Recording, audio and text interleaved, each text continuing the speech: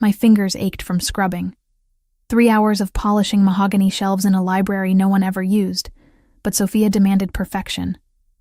Every surface had to gleam, every book spine aligned. The mansion slept around me, silent except for the occasional creak of old wood settling into itself. I squeezed the rag over the bucket, watching dirty water swirl. Brown mixed with gray, like my life. 2 years in this house, and I was still invisible. Mr. Fontanelli walked past me every morning without a glance, as if I were furniture. Just another Brazilian maid cleaning up after wealthy men who played dangerous games. The window caught my attention. Movement in the garage below, barely visible through the glass.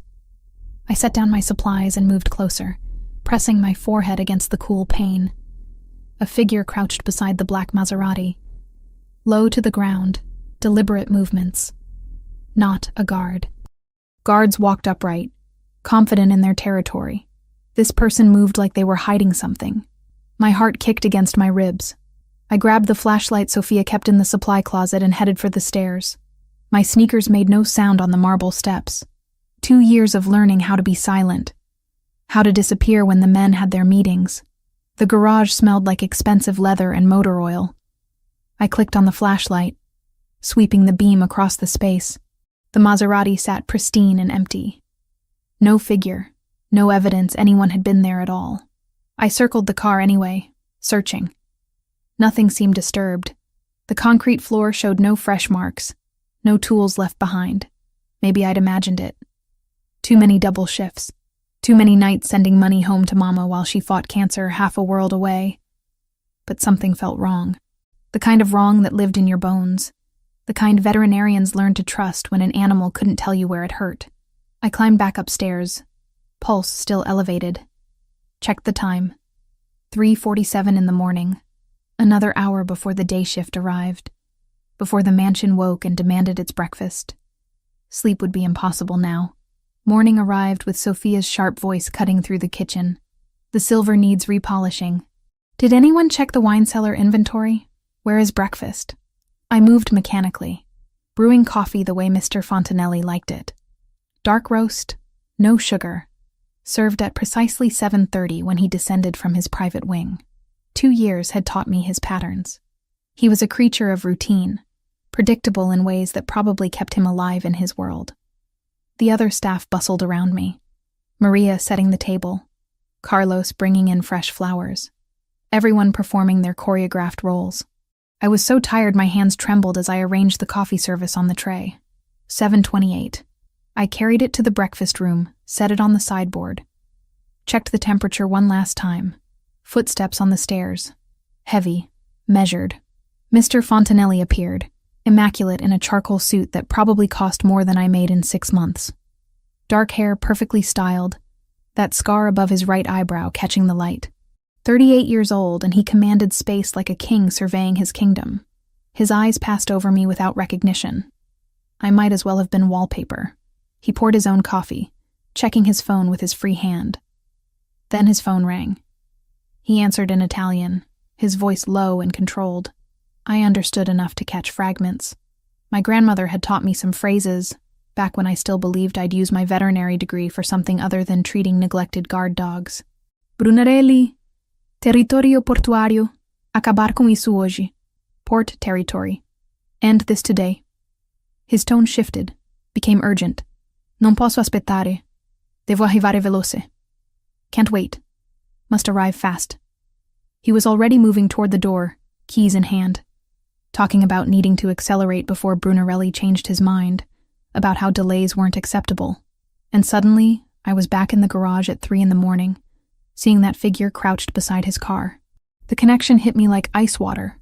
The shadow, the urgency, the need to arrive fast, to drive quickly, to use the brakes on Miami's crowded streets. Don't start your car! The words ripped from my throat before I could stop them. I was running, dropping the coffee tray, my sneakers slapping against marble as I sprinted after him. Every head turned. Sophia's mouth fell open. The guards materialized from nowhere, hands reaching for weapons concealed under their jackets. Mr. Fontanelli froze in the doorway, His gray-blue eyes finally looking at me. Not through me. At me. What did you say? His voice was deadly quiet. The kind of quiet that came before violence. Don't start your car. My breath came in gasps. Please, something's wrong. Who the hell are you? 2 years. 2 years of brewing his coffee, cleaning his house, and he didn't even know my name. Camilla Fontino. I work here. I clean. Words tumbled out too fast. Last night, 3 a.m, I saw someone by your car, in the garage, crouching down like they were underneath it. I went to check, but they were gone. And you're telling me this now? His hand moved to his jacket. I didn't want to know what he kept there. I wasn't sure. I didn't see anything when I looked. But you just said you need to arrive fast. You need to accelerate, and I thought... You thought what? Sabotage. Your brakes. Or maybe the engine. Something that triggers when you drive. When you need to move quickly through traffic. The silence that followed felt like falling. Everyone stared. Sophia looked like she might faint. The guards had their weapons drawn now. Pointed at me because I dared to shout at their boss. Mr. Fontanelli studied my face. I could see him processing, calculating, deciding if I was crazy or credible or a threat. Enzo. He didn't take his eyes off me. Get the sweep team. Full analysis of the Maserati. Now. Boss, she's just a maid. She probably... Now, Enzo. The command in his voice made everyone move. Enzo barked orders into his radio. Within minutes, 3 men in tactical gear appeared with equipment I couldn't identify. They swarmed the garage like ants on sugar. Mr. Fontanelli gestured to a chair. Sit. It wasn't a request. My legs folded underneath me, adrenaline giving way to shaking. What had I done? If I was wrong? If I'd imagined the whole thing? I just humiliated him in front of his staff, wasted his time, made him late for whatever deadly meeting he had planned. Mama needed my job. Needed the money I sent every month for her treatments. I couldn't afford to be fired. Couldn't afford to be wrong. What's your full name? He asked. Camilla Fontino. How long have you worked here? 2 years. And I've never seen you before. Not a question. You see through me every day, Mr. Fontanelli. I'm invisible. That's how you like your staff. Something flickered in his expression. Not quite shame, but close. Before he could respond, Enzo burst back into the room, his scarred face pale. Boss. She's right. There's a device under the chassis. Sophisticated work. Pressure activated. The second you hit the brakes, he didn't finish. Didn't need to. Mr. Fontanelli's jaw tightened. His eyes found mine again. But this time they held something different. Not dismissal. Recognition. You just saved my life, Camilla Fontino. And I realized with terrible certainty that my invisible life had just ended. For better or worse, Matteo Fontanelli finally saw me. His office smelled like leather and old books. Expensive things. Carefully maintained. I sat in a chair that probably cost more than my entire apartment's furniture combined, hands folded in my lap to stop them from shaking. The mansion had transformed into a fortress. Guards everywhere. Weapons no longer concealed. Men in tactical gear swarmed through hallways I'd cleaned 1,000 times, speaking into radios with clipped urgency. The bomb squad had cordoned off the garage like a crime scene. Because it was a crime scene. Someone had tried to kill Matteo Fontanelli, and I'd accidentally stopped them. He stood by the window, back to me, phone pressed to his ear, speaking Italian too rapidly for me to follow. His shoulders were tense beneath that perfect suit, jaw tight when he finally turned around. Why were you awake at 3 a.m? Direct. No preamble. Those gray-blue eyes pinned me to the chair. I work double shifts. Night cleaning pays extra. I send money home to Brazil every month. 4? My mother. She has cancer. Stage 3. The treatments. I swallowed. They're expensive. Something flickered across his face. Not quite sympathy. Calculation, maybe. Processing information. Filing it away. Why didn't you report what you saw immediately? I checked the garage. There was nothing there, no evidence. I thought maybe I'd imagined it. Too many late nights, not enough sleep. I met his stare. Would you have believed me if I'd woken you at 4 a.m. with a story about shadows? His mouth twitched. Almost a smile. Probably not. I didn't have proof. Just a feeling.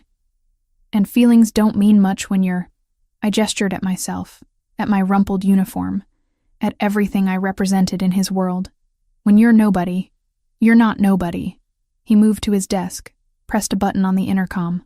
Enzo, I need a complete background check. Camilla Fontino. Everything. Employment history, education, family, finances. I want it in an hour. My stomach dropped. What? Why? Because someone just tried to kill me using a sophisticated device that requires planning and access. Because you're the only person who saw anything. Because I need to know who you are. I'm not involved. I swear. I would never... I know. He cut me off. If you were involved, you wouldn't have warned me. You'd have let me drive away and collected whatever payment Brunarelli offered. But I don't take chances with my life or my organization, so I verify, understand? I nodded, throat tight. Of course he'd investigate. Of course he couldn't just trust the random maid who'd screamed at him in front of his entire staff. The intercom buzzed. Enzo's voice, rough and urgent. Boss, message from Brunarelli. He's claiming credit. Matteo's expression went cold. The kind of cold that made me understand exactly how dangerous he was, how carefully controlled his civility had been until now. Send it to my phone. He looked at the screen, jaw working. Then he handed it to me. The message was in Italian, but short enough for me to parse. Did you like my gift, Fontanelli? Next time I won't be so elegant. The war you wanted starts now. I set the phone down carefully. Who is Brunarelli? Someone who's about to learn what happens when you make this personal. The way he said it sent ice down my spine. I'd lived in this house for 2 years, cleaned bloodstains out of carpets I wasn't supposed to notice, heard screams from rooms I was never allowed to enter. But I'd never seen Matteo Fontanelli angry before. Not really. Now I understood why everyone feared him. She looked terrified. Good. She should be afraid. Fear meant respect, meant understanding the gravity of what she'd stumbled into. But she'd also saved my life. That meant something. In my world, loyalty was currency. Action without expectation of reward was rarer than diamonds. My phone buzzed. Enzo's report, faster than I'd expected. I scanned it quickly, absorbing details. Camilla Fontino, 28, born in São Paulo, Brazil. Veterinary degree from University of São Paulo, graduated with honors. Immigrated to the United States 3 years ago on a work visa. No criminal record. Mother, Ana Fontino, stage 3 breast cancer, currently receiving treatment in Brazil. Medical debts exceeding $200,000. I kept reading. She'd worked at the mansion for exactly 2 years and 3 months. Before that, 3 different cleaning jobs, never staying anywhere longer than 6 months. Sent 80% of every paycheck home to Brazil. No savings, no assets, no life beyond work and survival. Sundays, volunteer work at a community center in Little Havana. Teaching English, helping with paperwork, translating for immigrants who couldn't navigate the system alone. A veterinarian working as a maid. A daughter sacrificing everything for her mother. A woman who gave her free time to help strangers. And I'd walked past her every morning for 2 years without seeing her. Your mother, I said, setting down the phone. How long has she been sick? Camilla's eyes widened. You already have my life story? I told you. I verify everything. Answer the question. 3 years. That's why I came here. Better jobs, better money. I thought I could pay for her treatment, maybe even bring her here eventually. Her voice cracked. But it's never enough. The bills keep coming. I made a decision. Quick, instinctive. The kind that usually served me well. Your salary is doubled as of today, and I'm adding a comprehensive medical benefits package. It includes coverage for family members abroad. Your mother qualifies. She stared at me like I'd spoken a foreign language. What? You saved my life. That's worth more than money, but money is what you need. So that's what you get. I can't accept charity. It's not charity. It's payment for services rendered. You're more observant than my entire security team. That has value. Tears filled her green eyes.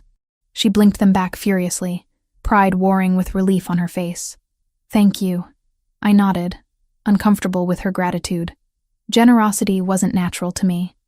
In my world, everything was transactional, but this felt different. She'd acted out of pure instinct, moral courage that couldn't be bought. That made her dangerous, not to me, to Brunarelli. "You can't go home," I said. "Not until we determine if Brunarelli knows who you are. If he had an accomplice who saw you in the garage, you're a target." Fear replaced gratitude. "For how long?" "However long it takes to secure the situation." "You'll stay here. Guest wing, not the staff quarters. Enzo will assign personal security. My apartment, my things, we'll retrieve them. Make a list of what you need. Documents, medications, whatever. My men will escort you there tomorrow to collect everything essential." She opened her mouth to argue, then closed it. Smart woman. She understood the reality faster than most. "What happens now?" she asked quietly. "Now?" I moved to the window, looked out at the grounds where my men patrolled with automatic weapons. "Now I end this war before it begins." Brunarelli made a mistake. He showed his hand too early, and he failed. That weakness will cost him everything. I didn't tell her the rest. That she'd become a piece on the board whether she wanted to or not. That by saving me, she'd painted a target on her own back. That I would protect her because she was mine now. My responsibility. My asset. My problem to solve. And I always solved my problems. 3 days of living in luxury felt like wearing someone else's skin.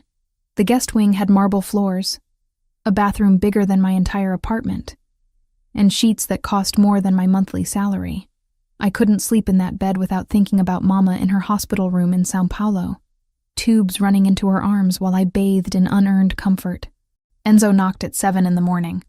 "Boss wants you ready in 20 minutes. We're getting your things from the apartment." I dressed quickly, pulling on jeans and a sweater Sophia had lent me. My own clothes were still at the apartment, along with everything else that made up my small life. Photos of Mama, my veterinary textbooks, the cross grandmother gave me before she died. The convoy was excessive. 3 black SUVs, 8 armed men, Enzo driving the lead vehicle with me in the back seat. Matteo sat beside me, silent and focused, checking his phone with that perpetual frown. "This seems like a lot for picking up some clothes," I said. He didn't look up. "Brunarelli knows I didn't die. He'll be looking for weak points to exploit." "You're a weak point. Thanks for that. It's not an insult. It's a fact." He finally met my eyes. "You saved my life. That makes you visible. Visibility in my world is dangerous."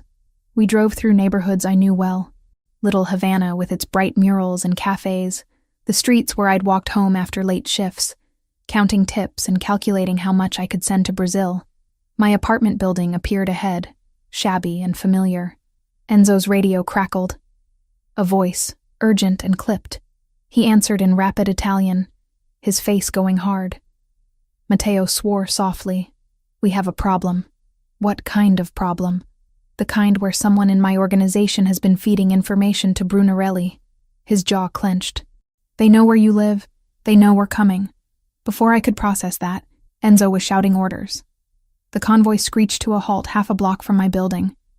Men poured out of vehicles, weapons drawn, moving with practiced precision toward positions I couldn't identify. "Stay in the car," Matteo commanded. "Lock the doors. Don't open them for anyone except Enzo or me."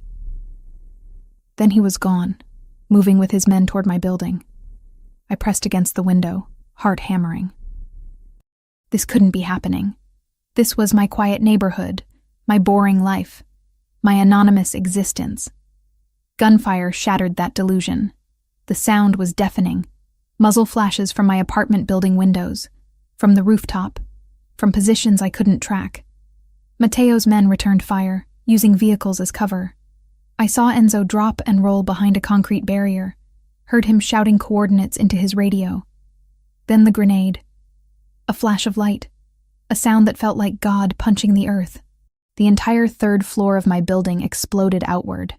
My apartment, my things, everything I owned that wasn't on my body right now, gone in fire and smoke and shattered glass raining down like deadly snow. I couldn't breathe, couldn't think, could only watch as Mateo's men advanced through the chaos, executing a choreographed violence I didn't have words for. It was over in 7 minutes. 7 minutes that felt like hours. 7 minutes that left 4 bodies on the street, all of them Brunarelli's men. None of Mateo's. Enzo pulled open my door. "We're leaving. Now." I stumbled out on shaking legs. Mateo appeared, blood on his hands, but none of it his. He grabbed my arm, not roughly, but with urgency that brooked no argument. "Can you walk?" I nodded, mute. "Then walk fast." Back at the mansion, I sat in the guest wing bathroom and vomited. Everything I'd eaten that morning came up, along with terror I couldn't name. Sophia appeared with water and wet towels, her weathered face sympathetic but unsurprised. First time seeing the real world. Yes, that wasn't the real world. That was hell. For men like Mateo, they're the same thing. She pressed the cool towel to my forehead. "You should rest." "I can't. I need to." What? There was nothing left to do. My apartment was rubble. My possessions were ash. I existed now in the clothes on my back and the debt I owed to a man who killed people before lunch. A commotion downstairs pulled me from the spiral. Shouting. Not panic, but anger. Controlled fury that was somehow worse. I found Sophia on the landing, watching the scene below. In the mansion's entrance hall, Mateo stood with a man forced to his knees. I recognized the man. Luca, one of the security team. He'd been friendly, always nodding hello when I passed. Now he was bleeding from his mouth, hands bound behind his back. Mateo spoke in Italian. I caught enough to understand. Traitor. Sold us out. Told Brunarelli everything. Luca pleaded, tears on his face, words tumbling out. He had debts, family threatened. He hadn't wanted to betray the family, had no choice. Mateo listened. Then he pulled a gun from inside his jacket. "Don't look," Sophia whispered. I looked anyway. The shot was clean. 1 bullet. Luca's body crumpled, and then there was silence except for my own ragged breathing. Mateo holstered his weapon, spoke to his men, who moved to remove the body. Then his eyes found mine across the distance. No apology, no regret. Just cold acknowledgement that I'd witnessed what I'd witnessed. I ran back to my room and locked the door. Hours later, Sophia found me on the balcony. I'd stopped shaking, but the image wouldn't leave. Luca's face. The moment before. The moment after. He was family, Sophia said quietly, standing beside me. Luca. His mother and Mateo's mother were cousins. Mateo knew him his entire life. Then how could he? Because betrayal of blood is the worst sin in our world. Worse than stealing. Worse than murder. Luca gave our enemies access to this house, to Mateo's life, to you. He knew the rules, knew the consequences. There has to be another way. Prison, exile, something that doesn't end in execution.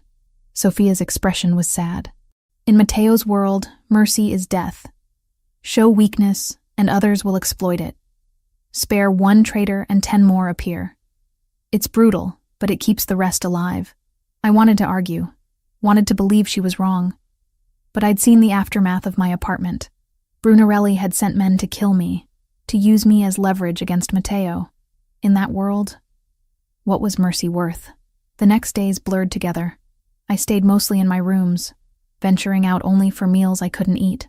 The mansion felt like a beautiful prison, every window a reminder that outside was a war I'd accidentally joined. Until I heard the whimpering. One of Mateo's German shepherds limping badly in the courtyard. I watched from the window as guards walked past without noticing.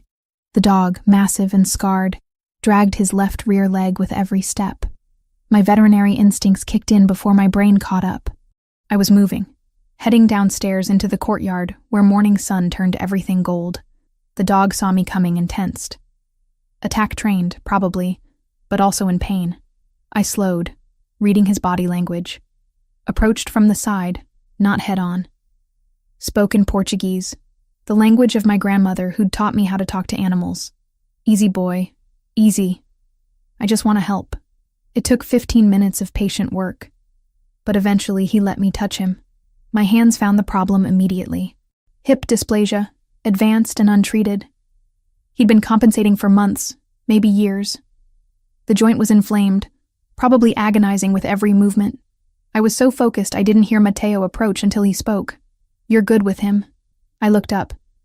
He stood 10 feet away, watching with those calculating eyes. "He's in pain. Has been for a long time. The dysplasia in his hip is severe." I continued my examination, feeling the dog relax under practiced hands. Whoever's been treating him missed the diagnosis.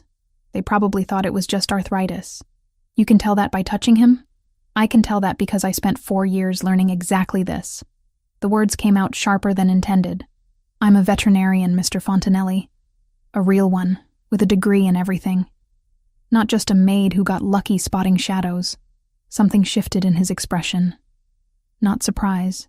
He'd already read my file. But appreciation, maybe. Recognition. "Can you help him? I can create a treatment plan. Anti-inflammatories, specific exercises, possibly supplements. He'll never be pain-free, but we can make him comfortable." I stroked the dog's head. "What's his name?" "Dante. Dante deserves better than suffering in silence." Matteo moved closer, crouched beside us. Dante's tail wagged once, recognizing his master. "Show me what he needs." We spent the next hour in the courtyard, me demonstrating gentle stretches, explaining the physiology, describing modifications to his diet and exercise routine. Matteo listened with absolute focus, asking questions that proved he wasn't just humoring me. When we finished, Dante was resting comfortably in the shade, medication already administered from the mansion's extensive medical supplies. "You miss it," Matteo said. Not a question. "Every day. I thought I was giving it up temporarily, just until Mama was well. But temporary became permanent, and now I clean houses instead of saving lives. Because you love your mother. Because I'm all she has. My father left when I was 12. No siblings, no extended family with money. Just me and her." I met his stare. "So yes, I gave up my career, but I didn't give up who I am." He was quiet for a long moment. When he finally spoke, his voice was different. Lower. More human. "3 days ago, you saw me kill a man. I saw you execute someone who betrayed you. And you think I'm a monster. I think you're a man who believes violence is the only language that matters. But I don't think you're right." His eyes narrowed. "Explain. Luca betrayed you because he was afraid. Fear breeds desperation. If your world is built entirely on fear, you'll always have traitors waiting for the first sign of weakness. But if you built something else..." I trailed off, recognizing the futility. "Built what? Hope? Compassion?" His laugh was bitter. "I tried that once. My wife believed in mercy, in finding peaceful solutions. Then Brunarelli's predecessor killed her to teach me a lesson about weakness. So no, Camilla. In my world, strength is survival. And strength means making sure everyone knows exactly what happens when they cross me." The pain in his voice surprised me, hidden beneath layers of control, but real. He wasn't just a monster. He was a man who'd been taught that monsters were the only ones who survived. "I'm sorry about your wife. Everyone's sorry. Sorry doesn't bring her back. Power does. Fear does. Strength keeps the people I care about alive. And who do you care about?" The question slipped out. "When was the last time you let yourself care about anything that wasn't strategy or survival?" He stood abruptly. For a moment I thought I'd gone too far, that he'd dismiss me or worse. Instead, he looked at me with something that might have been loneliness. "That's a dangerous question, Camilla Fontino." Then he walked away, leaving me with Dante and the terrible understanding that Matteo Fontanelli wasn't just my protector or my employer. He was a man drowning in the same isolation I knew too well. And neither of us knew how to reach the surface. Sophia held up the dress like it might bite. Navy blue silk, simple cut, probably cost more than I used to make in 3 months. "It will fit you. Matteo wants you ready in an hour." "Ready for what?" "A meeting, with the other families." Her expression was grim. "You're his witness now. His proof that Brunarelli tried to kill him." My hands trembled as I zipped the dress. It fit perfectly, hugging curves I usually hid under baggy uniforms. I looked like someone else in the mirror. Someone who belonged in Matteo's world of power and violence disguised as elegance. I didn't recognize her. The estate where the meeting took place made Mateo's mansion look modest. Marble columns, fountains with actual gold leaf, gardens lit by thousands of tiny lights. Men in expensive suits stood in clusters, speaking languages I couldn't place. Their women wore diamonds that could fund a small hospital. I felt like a fraud in borrowed silk. Mateo's hand found the small of my back as we entered. Stay close. Don't speak unless someone addresses you directly. If anyone asks about the bomb, tell the truth. Nothing more, nothing less. 5 families. That's what Enzo had explained in the car. 5 organizations that controlled different territories in Miami and beyond, meeting on neutral ground to discuss the attempted assassination of one of their own. The dining room was obscene in its luxury. Crystal chandeliers, china that looked like it belonged in a museum, servers moving with choreographed precision. I was seated beside Mateo at a long table, acutely aware of every eye assessing me, judging me, wondering what a woman like me was doing in a place like this. The meal began with polite conversation. Business discussed in careful euphemisms, territories and agreements mentioned like they were discussing the weather. I picked at food I couldn't taste, trying to disappear into the chair. Then the doors opened. Salvatore Brunarelli walked in like he owned the room. Older than I'd imagined, maybe 50, with silver hair and a smile that never reached his cold eyes. He was escorted by men from the Versiani family, guests by arrangement I didn't understand. The temperature dropped 10 degrees. Mateo's hand found mine under the table. Squeezed once, a warning. Stay calm, stay quiet. Brunarelli took a seat directly across from us. His gaze swept over me, lingering with deliberate assessment. Then he smiled. Mateo, I heard you had a close call recently. How fortunate that you survived. His English was perfect, accent making every word sound cultured. And who is this lovely creature? Surely not the maid who saved your life. Silence fell. Everyone watching, waiting. Her name is not your concern. Mateo said quietly. Oh, but it is my concern. When someone interferes with my business, I make it my business to know everything about them. Brunarelli leaned forward. Camilla Fontino, 28, from Sao Paulo originally. Veterinarian by training, though she's been scrubbing toilets for the past 2 years. How the mighty have fallen. Heat flooded my face. How did he know all that? Her mother is dying, you know, Brunarelli continued, addressing the table now, not me. Cancer. Stage 3. The treatments must be terribly expensive. I imagine dear Camilla here would do just about anything for the money to keep her mother alive. Anything at all. Enough. Mateo's voice was steel. I'm simply stating facts. This woman is desperate. Desperate people are unpredictable, unreliable. They'll say whatever they need to say, align themselves with whoever pays the most. How do you know she didn't set up the entire bomb situation herself? A convenient way to get noticed by a wealthy, powerful man? My breath caught. The accusation hung in the air, poisonous and deliberate. Faces around the table showed calculation, doubt creeping in. Was this desperate Brazilian maid trustworthy, or was she playing a deeper game? Or perhaps, Brunarelli said, voice dripping false sympathy, she's simply a tool. A prop Mateo is using to garner sympathy, to justify whatever retaliation he's planning. Either way, she's just a maid, a nobody. Disposable. That word, disposable.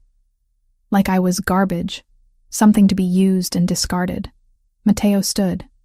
The movement was so sudden, so controlled in its violence, that everyone froze. You will not speak about her again. Or what? Brunarelli smiled. You'll threaten me in front of witnesses? In neutral territory? That's beneath you, Mateo. Listen carefully. All of you. Mateo's voice filled the room. Camilla Fontino is under my personal protection. Not as an employee. Not as a witness. As someone I have claimed. Anyone who harms her, threatens her, or speaks about her with disrespect answers to me. This is not negotiable. This is not temporary. This is permanent. The words landed like bombs. I saw the reactions, the understanding dawning. In their world, such a declaration meant something specific. It meant I wasn't just protected, I was his. Part of his territory, his assets, his world in a way that changed everything. Brunarelli's smile widened. How fascinating. You've made this personal, Matteo. That's always a mistake. The mistake was yours. Trying to kill me. Failing. And now insulting what's mine. What's mine? The possessiveness should have angered me. Instead, it felt like armor. We left before dessert. Matteo's hand on my back, guiding me through rooms that blurred together. I couldn't stop shaking. Humiliation and anger warring in my chest. In the car, silence stretched between us. Enzo drove, eyes carefully on the road. I'm sorry. Matteo's voice was low. I underestimated him. I thought bringing you would solidify my position, prove the assassination attempt was real. I didn't think he'd destroy me in front of everyone. My voice broke. Make me sound like a desperate whore who'd do anything for money? You're not, and anyone with a brain knows that. Do they? Or do they think exactly what he suggested? That I'm using you or you're using me, and either way I'm nothing but a tool?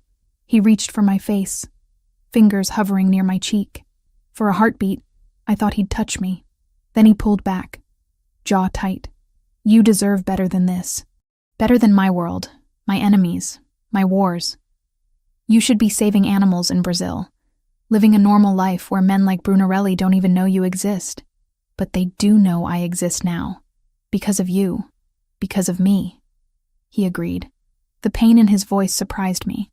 I've painted a target on you that won't disappear even if you leave. You're marked now. By your association with me. By the choice you made to warn me. There's no going back to invisible. The truth of it settled like lead in my stomach. He was right. I could never go back to being nobody. The forgettable maid no one noticed. I'd saved Matteo Fontanelli's life, and that action had consequences I was only beginning to understand.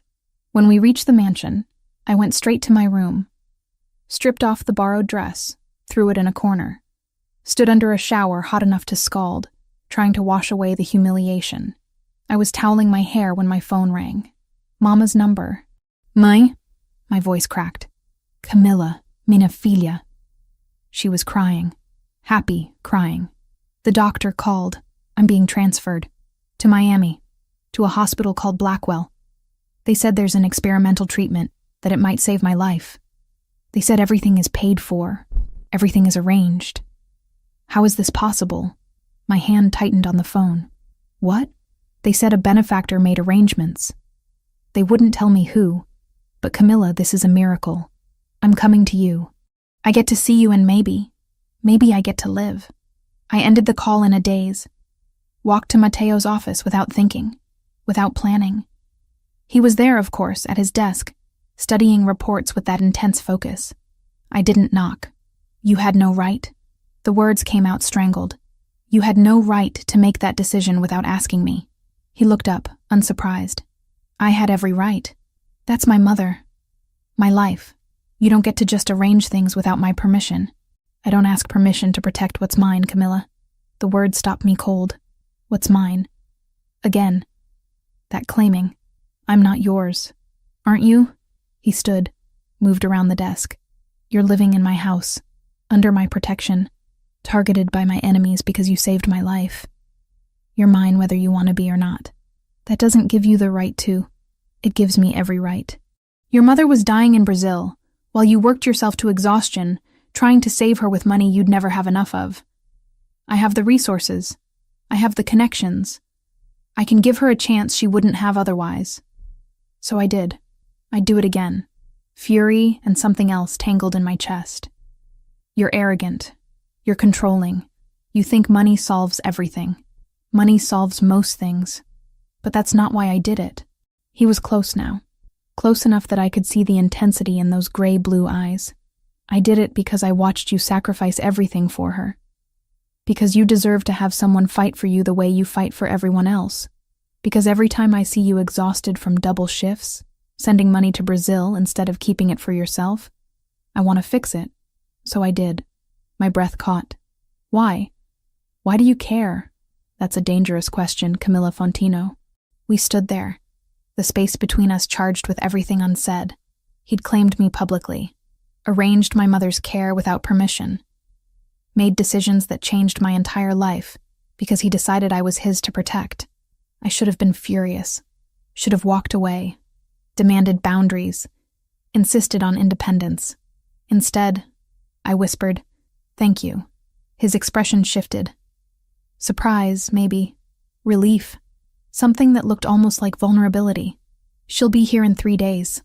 The oncologist is the best in the country. If anyone can save her, it's him." I nodded, unable to speak past the emotion clogging my throat. As I turned to leave, his voice stopped me. "Camilla, what Brunarelli said tonight about you being disposable. He's wrong. You're the least disposable person I've ever met. And somehow, coming from a man who commanded empires through fear, those words meant everything." The explosion came at dawn. I woke to the sound of shattering glass and automatic gunfire. My brain, still foggy with sleep, couldn't process what was happening. Then Sophia was in my room, dragging me from bed with strength that belied her age. "Move. Now. Don't think. Just run." We were in the hallway when the second explosion hit. The east wing, closer this time. The entire mansion shook, pictures falling from walls, plaster dust raining from the ceiling. Matteo appeared from nowhere, gun in hand, blood already on his shirt. Not his blood, I realized with distant clarity. Someone else's. "Safe room, both of you." His voice was commander-level calm, despite the chaos erupting around us. "Enzo has the route secured." Like hell. The words came from some primal part of me that refused to hide while people died. "I'm not hiding in a panic room while your men bleed out. Camilla, this isn't negotiable. Neither am I." Another burst of gunfire, closer now. Matteo swore, grabbed my arm, half dragged me toward the reinforced corridor that led to the safe room. Sophia ran ahead, surprisingly fast for a woman pushing 60. We were 20 feet from safety when I heard the scream. One of the guards. Young guy named Marco, who always smiled when I passed. He was on the ground in the entrance hall, clutching his abdomen, blood everywhere, pooling beneath him like spilled wine.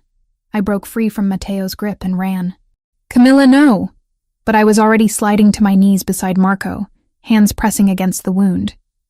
Exit wound in his back, through and through. Abdominal cavity compromised. I'd seen this before, in veterinary trauma cases. The principles were the same whether the patient had 2 legs or 4.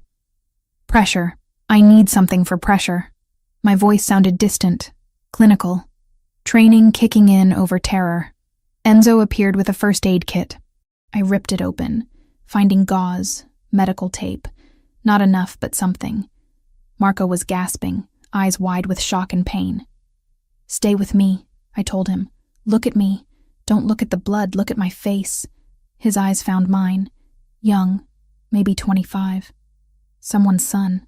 I worked fast, packed the wound, applied pressure exactly where it needed to be, elevated his legs to counteract shock, monitored his pulse, his breathing, the color of his lips. Everything I'd learned treating animals, adapted on the fly to save a human life. The gunfire continued.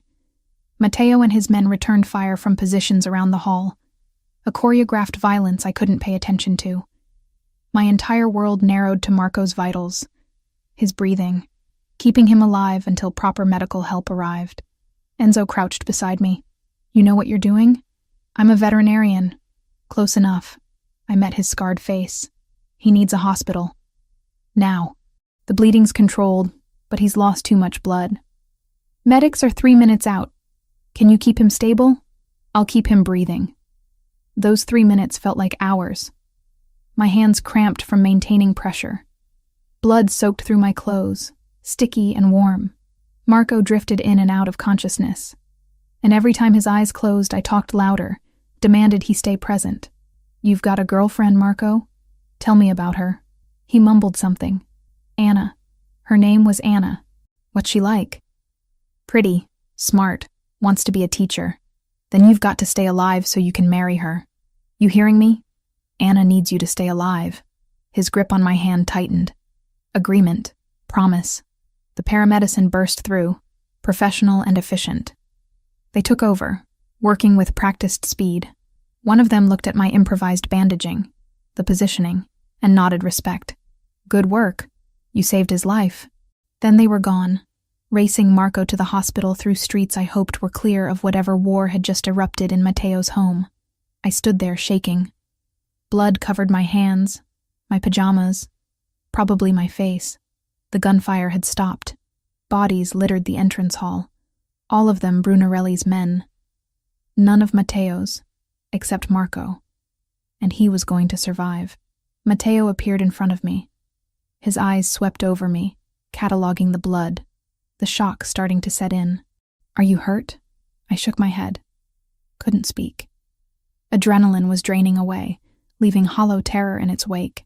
He pulled me against him without asking, arms coming around me like he could shield me from what I'd just witnessed. I should have resisted. Should have maintained distance.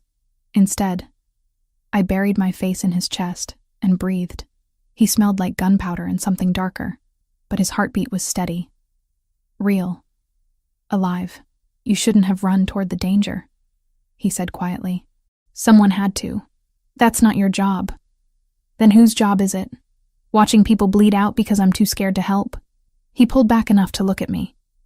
Blood streaked his face, a cut above his eyebrow dripping steadily. I reached up without thinking, pressing my hand to the wound. You're hurt. It's nothing. It's bleeding. Sit. To my surprise, he obeyed. Sank into a chair while I examined the cut with hands that still trembled. Not deep, but head wounds bled impressively. I used gauze from a scattered first aid kit, cleaned it, applied pressure. His eyes never left my face. Where did you learn that? He asked. The trauma response. That wasn't just veterinary school. My grandmother, she was a nurse in São Paulo during bad years. Taught me field medicine when I was 12. Said everyone should know how to keep someone alive when proper doctors weren't available. The memory brought unexpected tears. She'd be horrified I was using it in a mansion, not a village. She'd be proud. You were fearless. I was terrified. Courage isn't the absence of fear. It's acting despite it. His hand covered mine where I still pressed the gauze. You could have hidden in the safe room. Should have. But you ran toward the screaming instead. Habit. Veterinarians don't get to wait for permission in emergencies. An animal is dying, you move, you act. You don't think about danger or consequences, you just do what needs to be done. Something shifted in his expression. Understanding, maybe. Recognition of a kindred drive. That's what I saw in you. From the beginning. His voice was rough. That instinct to act when everyone else freezes. It's rare, dangerous, and completely remarkable. The space between us felt charged. Electric. His hand still covered mine, his eyes holding me in place more effectively than any order. Then Enzo's voice cut through the moment. Boss, perimeter's secure. 17 hostiles down. None escaped. We're clear. Mateo stood, reluctantly breaking the connection. Casualties on our side? Marco's the only critical. 3 minor injuries already treated. We got lucky. Luck had nothing to do with it. Preparation did. He glanced at me. And having a veterinarian who doesn't know when to run away. I should have felt insulted. Instead, I felt seen. The next hours blurred. Police arrived but didn't enter. A peculiar dance I didn't understand. Cleanup crews materialized from nowhere, efficient and silent. By noon, the mansion looked untouched except for boarded windows and new security stations. I found Mateo in his office, staring at surveillance footage. The attack had been coordinated, professional. 20 men with military-grade weapons, hitting simultaneously from 3 points. Brunarelli? I asked from the doorway. Who else? He didn't look away from the screens. This was retaliation for the dinner, for me claiming you publicly. He's making a point. What point? That he can reach me anywhere, that nowhere is safe, that everyone I care about is vulnerable. Everyone I care about. The words hung heavy. I moved into the room, closed the door behind me, stood in front of his desk until he had to look at me. I'm still here, I said quietly. He tried. He failed. I'm still here. This time. Next time, luck might run out. Then we make sure there is no next time. He stood, came around the desk. You don't understand what you're saying. This doesn't end, Camilla. Men like Brunarelli, they don't stop. They escalate. He'll keep coming, keep trying, until one of us is dead. Then make it him. You hate violence. You said mercy was strength, remember? I said that before he tried to kill you in your own home. Before he put Marco in the hospital. Before I had to keep a 25-year-old alive with field medicine because your enemy decided I'm an acceptable casualty. My voice shook. I don't want mercy for Brunarelli anymore. I want him stopped. Matteo's eyes searched mine. You mean that? Every word. He reached for me then. Slow, giving me time to pull away. When I didn't, his hand cupped my face, thumb brushing my cheekbone. You're covered in blood and plaster dust, and you're the most beautiful thing I've ever seen. My breath caught. Matteo, I told myself to keep distance, to protect you by not letting this become personal. But it's too late. It became personal the moment you screamed at me not to start my car. Maybe even before that. In all those mornings you poured my coffee and I was too blind to see you. You see me now. I see you. I can't stop seeing you. His forehead touched mine. And that terrifies me more than Brunarelli ever could. I closed the distance, kissed him with everything I'd been holding back. Weeks of tension and fear and connection I didn't have words for. He responded instantly. One hand in my hair, the other pulling me closer. It wasn't gentle. It was desperate. Consuming. Two people who'd looked at death and chosen life instead. When we finally broke apart, both breathing hard, his eyes held questions. My room or yours? I whispered. Mine. It's more secure. Even in this, he thought about protection. It should have annoyed me. Instead, it made me want him more. We barely made it to his suite. Clothes discarded between kisses, hands mapping territory that had existed only in stolen glances before. He was careful despite the urgency, checking that I wanted this, wanted him, wanted all the complications that came with crossing this line. I answered by pulling him down to me. Afterward, wrapped in sheets that cost more than my former rent, his arm around me like a shield. I felt the magnitude of what we'd done. Not the physical act, the choice. I'd chosen him, his world, his wars, all of it. No going back now. He murmured against my hair, reading my thoughts. Did you want to go back? No. But I wanted you to have the option. I turned to face him. I saved your life because it was right. I'm staying because I want to. Those are separate choices. Are they? His finger traced patterns on my shoulder. You're here because of that morning in the garage. Everything stems from that moment. Maybe. Or maybe I was always going to end up here, and the bomb was just the catalyst. I pressed my palm against his chest, feeling his heartbeat. Do you believe in fate? I believe in cause and effect, action and consequence. He caught my hand, brought it to his lips. But if fate brought you into my life, then fate has better timing than I credited. Outside, guards patrolled, enemies plotted, wars waited to be fought. But in that moment, wrapped in each other, we allowed ourselves to believe in something other than survival. We allowed ourselves to believe in us. The morning after changed everything. I woke in Matteo's bed, sheets tangled around us, sunlight streaming through bulletproof windows. For a moment, it felt normal. Then I remembered where I was, who he was, what we'd become. Sophia's expression when I appeared for breakfast told me the entire household knew. Not judgment exactly, but calculation. The maid was sleeping with the boss. Power dynamics had shifted in ways I couldn't fully comprehend yet. Matteo didn't hide it. His hand on my back as we walked through the house, casual possession that made his men avert their eyes respectfully. I'd gone from invisible to untouchable overnight. It should have felt like victory. Instead, it felt like a target. 3 days into our new reality, Enzo burst into the study where Matteo was teaching me how his security systems worked. His scarred face was pale, jaw tight. Boss, package arrived. You need to see this. The video played on Matteo's laptop. I wished I hadn't watched. A man tied to a chair, face swollen from beatings. Brunarelli's voice off camera, calm and conversational, asking questions about Matteo's operations, his roots, his weaknesses. The man, one of Matteo's low-level informants, refused to answer. What followed made me turn away, bile rising in my throat. When the video ended, Brunarelli appeared on camera. Smiled. "Your turn, Fontanelli. Port territory, all of it, or this becomes everyone you care about. You have 72 hours, then the war becomes total." Matteo closed the laptop with controlled violence. "Get me Enzo, Victor, and Paolo. War room, now." I followed him. He didn't stop me. The war room was exactly what it sounded like. Maps of Miami spread across a massive table, red pins marking Brunarelli's known locations, blue pins for Fontanelli territory. The port area was contested ground, dozens of pins in both colors. 6 men stood around the table, all hardened by years in Matteo's organization. They looked at me with confusion when I entered, then at Matteo for clarification. "She stays," was all he said. Enzo laid out the plan. 3 simultaneous strikes on Brunarelli's warehouses near the port.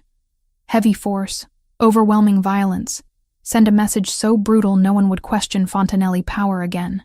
"Estimated casualties?" Matteo asked. 30 to 40 hostiles, maybe more." "Civilian risk?" Enzo hesitated. "The south warehouse backs onto worker housing. If we go in heavy like we need to, collateral damage is probable." Collateral damage. People. Families. Dock workers who had nothing to do with this war except the misfortune of living near it. "Acceptable," Matteo said, and I saw the moment he became the man who'd executed Luca. Cold, calculating, willing to sacrifice anything for victory. The meeting continued. Tactical details, timing, contingencies. I stayed silent, watching, learning a language I'd never wanted to speak. When they finally left, I turned to Matteo. "You can't do this." "I can.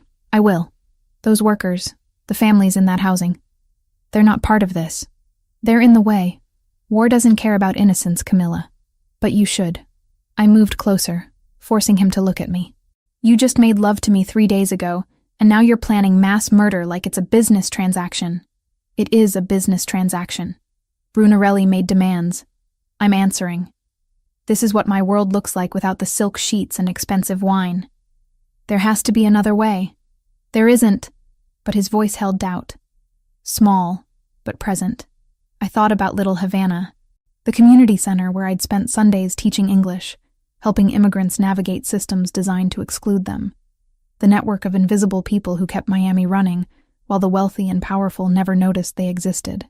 What if there was? His eyes narrowed. "Explain." "You need intelligence on Brunarelli. Locations, routines, vulnerabilities. Your formal surveillance has gaps because his men know what to look for, who to avoid." "I'm aware. But they don't look for the janitors, the delivery drivers, the maintenance workers, the people who clean his offices and restock his warehouses and fix his plumbing." I pulled up a chair, sat at his war table. "I know people. Brazilians, Haitians, Venezuelans. They work at the docks, in the warehouses, everywhere you need eyes. They're invisible to men like Brunarelli." Matteo was quiet, processing. "You want to recruit civilians. I want to offer them good money for information they already have. No fighting, no danger. Just tell us what they see in buildings they already work in. It's risky. If Brunarelli finds out, he won't, because he doesn't see them. Just like you didn't see me for 2 years." The barb landed. His jaw tightened. "These people have been invisible their entire lives. That's their advantage. You're talking about espionage using housekeepers.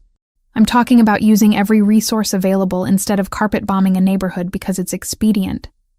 He stood, paced. I could see the war in his expression, between the brutal efficiency that had kept him alive and something newer, something I'd maybe planted. "If I agree to this, you're not going into the field. You coordinate from here. Matteo, non-negotiable. You recruit, you organize, but you don't leave this compound.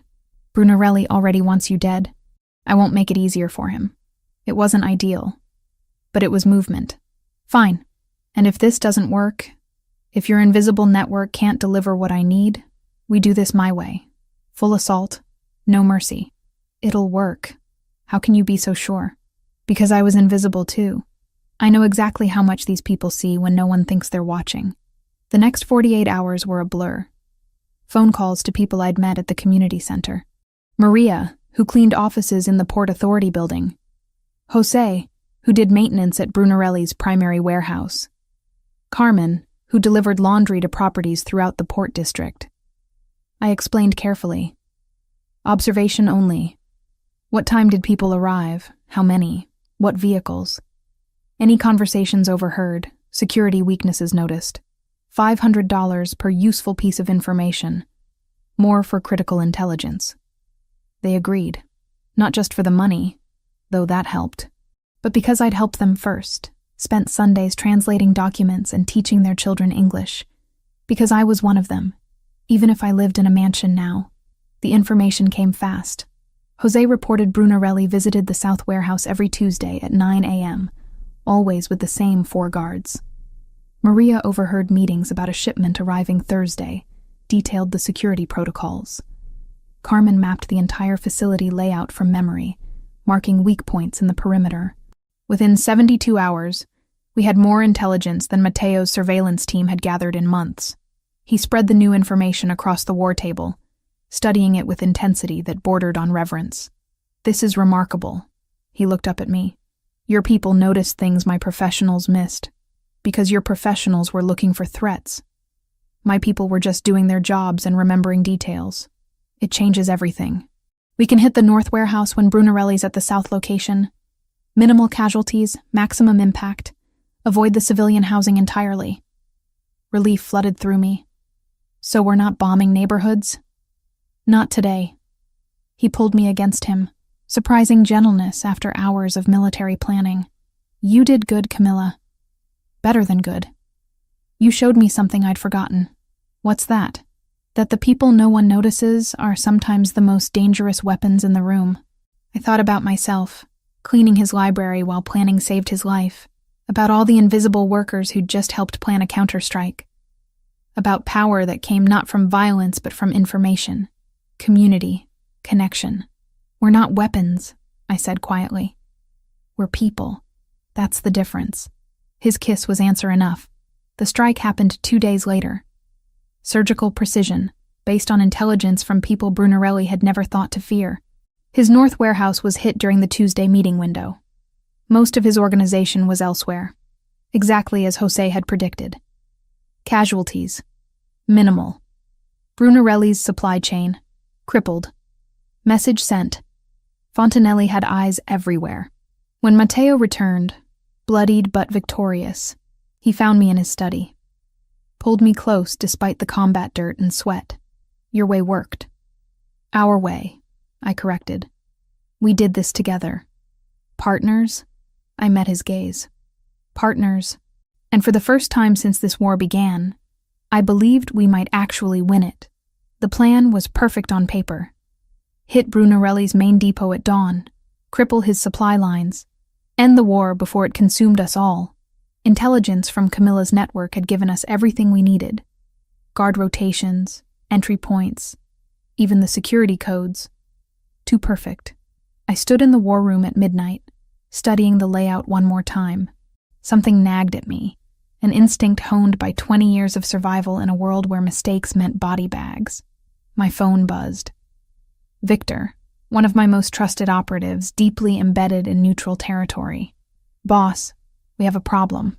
I stepped away from the table, lowered my voice. Talk. Word on the street is Brunarelli's been expecting an attack. He's been feeding false intel through channels, trying to draw you out. The depot might be bait. Ice ran through my veins. How reliable is this? 80%. My source risked his life getting this to me. I ended the call, mind already racing through implications. If the depot was bait, what was the real target? Then it hit me with terrible clarity. Me out of the mansion meant Camilla vulnerable. Brunarelli didn't want territory anymore. He wanted leverage. He wanted her. Change of plans. I turned to Enzo and my lieutenants. We're staying here. Enzo frowned. Boss, we've been planning this for days. It's a trap. Brunarelli wants me at that depot so he can hit the mansion with reduced defenses. We're not giving him that satisfaction. So we abort? No. We send a small team to maintain appearances. Make it look like I took the bait. But I'm staying here with full defensive force. When Brunarelli comes, we'll be ready. Understanding dawned across their faces. You're setting a counter-trap. He thinks he's been clever. Let's show him what clever actually looks like. I woke Camilla at 2 a.m. She sat up instantly, reading the tension in my face. What's wrong? Brunarelli's coming. Tonight. Here. I handed her a vest, Kevlar reinforced. Put this on. Don't argue. To her credit, she didn't. Just pulled the vest over her nightshirt and stood. What do you need me to do? Stay in the reinforced corridor. Sophia knows the protocols. If shooting starts, you follow her orders exactly. Matteo? Please. I cupped her face, memorizing features I'd grown to need more than air. I can't fight if I'm worried about you. Let me protect you this time. She nodded, but I saw the fear in her green eyes. Not for herself, for me. Come back to me, she whispered. Always. The attack came at 3:47 a.m.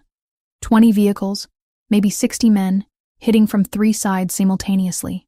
Brunarelli had committed everything to this assault, believing I'd left the mansion vulnerable. He was wrong. We were waiting. Defensive positions fortified, every entry point covered, guards at triple strength. When his men breached the outer walls, they walked into a kill box. Gunfire erupted. Controlled, precise, devastating. My men were trained for exactly this scenario. We'd war-gamed mansion defense 100 times. Brunarelli's force was good, but ours was better in fighting on home ground. Still, numbers mattered. They pushed hard, using overwhelming firepower to advance through the grounds. Explosions rocked the east wing. Glass shattered, alarms screaming. I coordinated from the central position, radio in one ear, gun in my hand. Enzo commanded the north perimeter, Victor the south. We were holding, but barely. Then I saw him.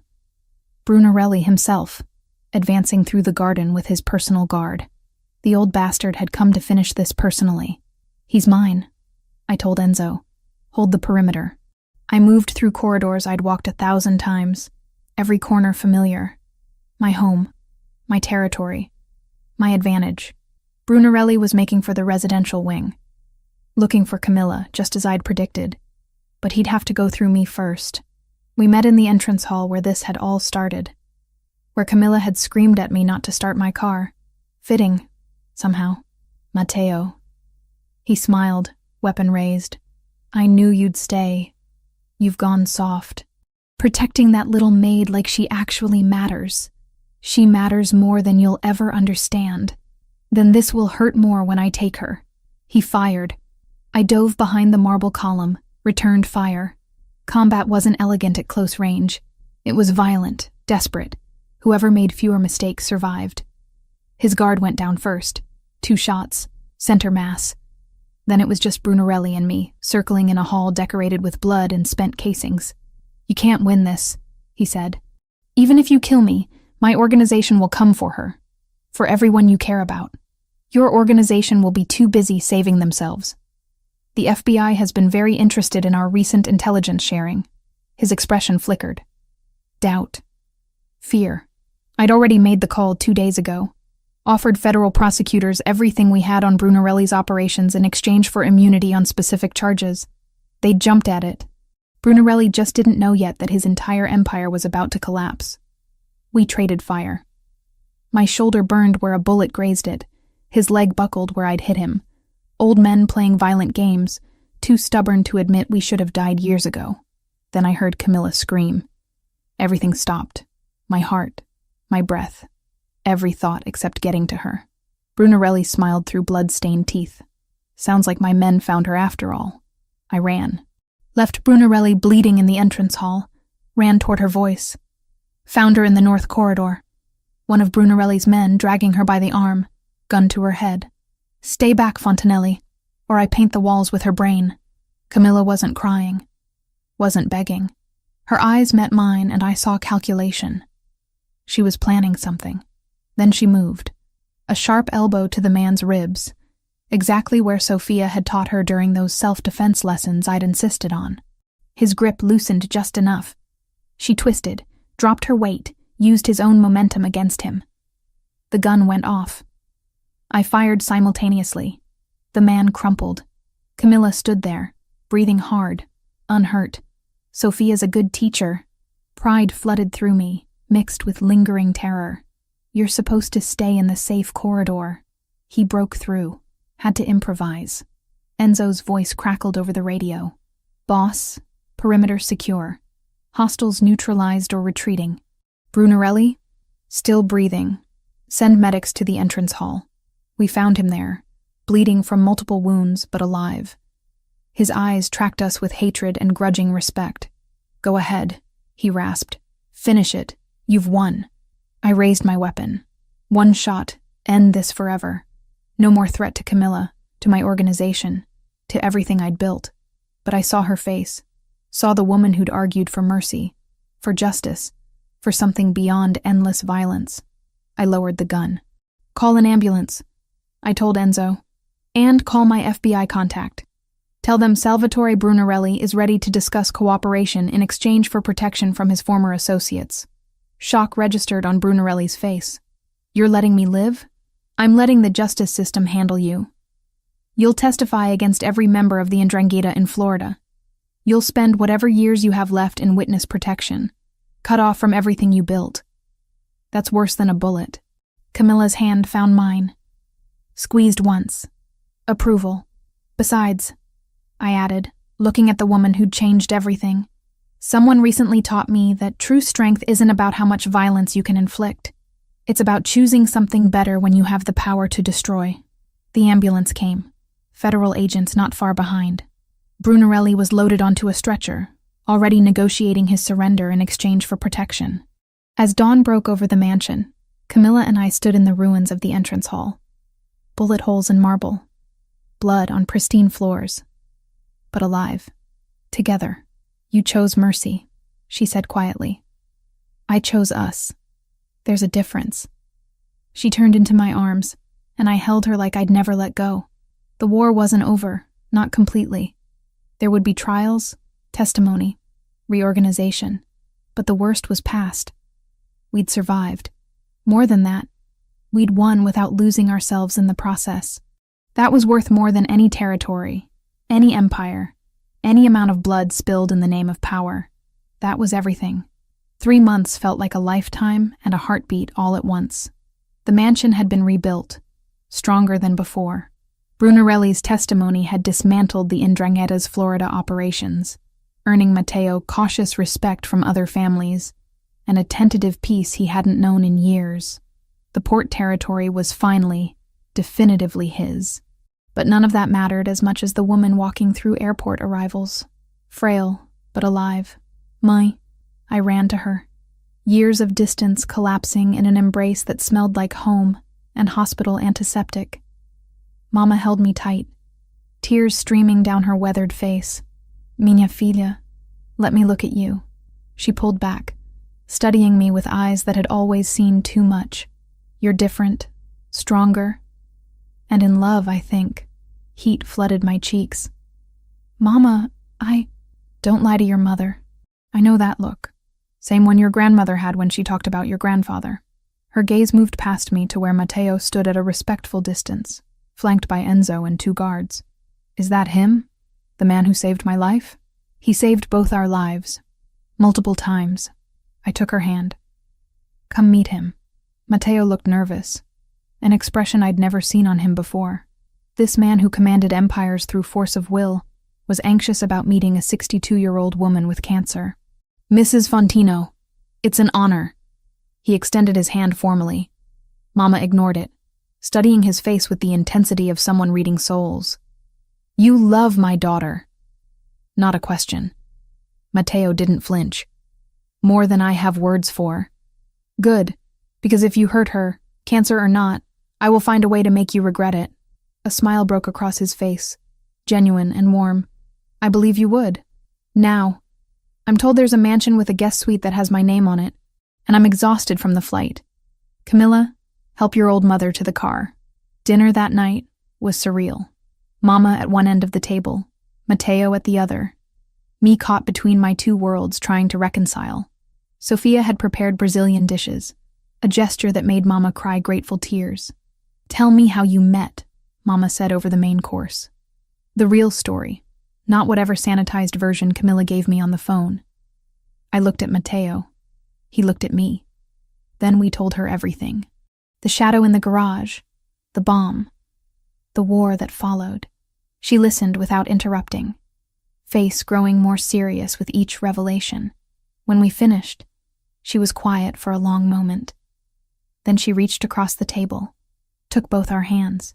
My daughter has always had the instinct to run toward suffering instead of away from it. When she was 8, she found a dog hit by a car. Everyone told her to leave it, that it was dying anyway. She sat with that dog for 6 hours until a veterinarian came. The dog lived. Mama squeezed my hand. She chose you not because you're powerful or wealthy, Mateo. She chose you because she saw something worth saving. Don't prove her wrong. I won't, he promised. And I believed him. The next days fell into a routine that felt almost normal. Mama's treatment continued at Blackwell, her response exceeding doctors' expectations.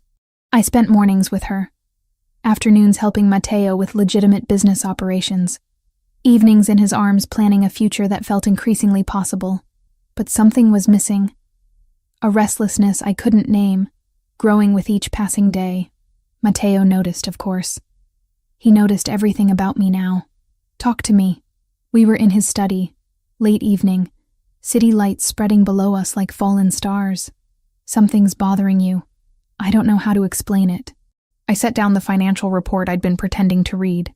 "Everything is perfect. Mama's getting better. We're together. The war is over, but I feel empty." He moved from behind his desk, sat beside me on the leather couch. "Empty how? Like I'm just existing. I'm not the maid anymore, but I'm not anything else either. I'm just Matteo Fontanelli's girlfriend who lives in his mansion and waits for him to come home from running his empire." The words tumbled out. "I love you, but I need to be more than someone you love. I need purpose. Something that's mine." Understanding dawned in his eyes.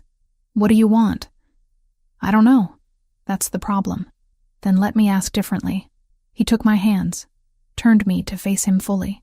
"If you could build anything, do anything, what would it be? Forget my world, my limitations. Just you, Camilla. What does your dream look like?" The answer came immediately, like it had been waiting for permission to exist. A veterinary clinic. In Little Havana or Liberty City. Somewhere people can't afford the expensive clinics, where animals suffer because their owners have to choose between medicine and rent. The vision crystallized as I spoke. Free or sliding scale. Staffed by people from the community. A real practice where I could use my degree, help animals, employ people who need work, build something that actually matters. Then we'll build it. I blinked. Just like that? Just like that. "You want a clinic, we'll open a clinic. You want 10 clinics, we'll open 10. He cupped my face. "You think I didn't notice how you light up when you're treating Dante? How you come alive with purpose? I've been waiting for you to figure out what you needed. Now you have. Mateo, veterinary clinics don't exactly fit the profile of your business interests. No, they're better. Legitimate, useful, exactly the kind of operation I need to balance the darker parts of my portfolio." His thumb brushed my cheekbone. "And they're yours, completely yours. I provide the capital and protection. You build the dream. Deal?" Tears blurred my vision. Deal. 2 months later, I stood in front of a renovated building in Little Havana, ribbon in hand, surrounded by people from the community I'd spent years serving. The sign above the door read, "Fontino Veterinary Clinic, serving all animals, all families." Mateo stood beside me, uncomfortably formal in a suit despite the Miami heat. Enzo and his security team formed a discreet perimeter.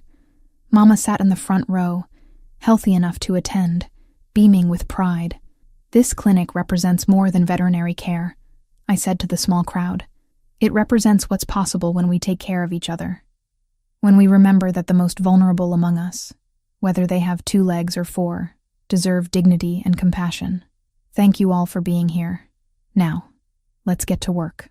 The applause was genuine, warm. As people filed in to tour the facility, Sophia appeared at my elbow, envelope in hand. "The staff asked me to give you this." I opened it, confused. Inside was a petition, signed by every person who worked at the mansion. It requested that I be officially recognized as estate manager, with authority over household operations and staff. "They respect you," Sophia said quietly. "Not because you're with Matteo, because of who you are. What you did during the attack, how you treat everyone equally. They want you to lead them, officially." I looked at Matteo. He smiled. "I signed it too. Bottom of page 2. You knew about this?" Sophia consulted me. I approved immediately. "You've been running the household better than anyone in years anyway.